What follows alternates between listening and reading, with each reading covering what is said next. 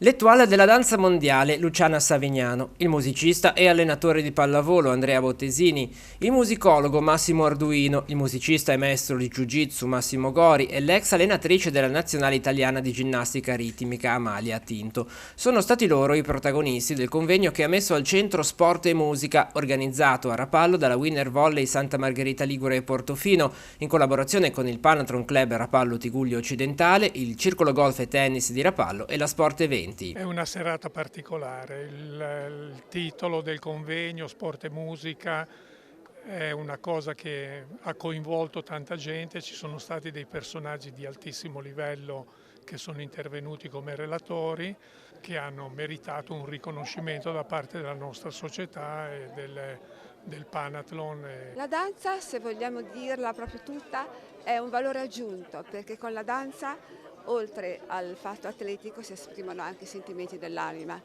e questo è importante perché a volte viene un po' trascurata la nostra anima.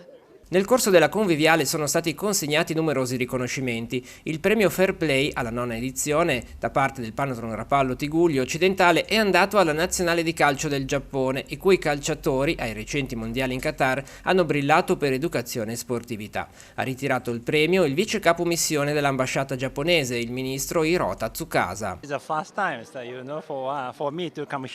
Molto felice di essere qui, è la prima volta che viene in Liguria ed è estremamente contento ed onorato di ricevere questo premio che riceve per se stesso, per l'ambasciata ed è un onore anche per tutto il Giappone, dice lui.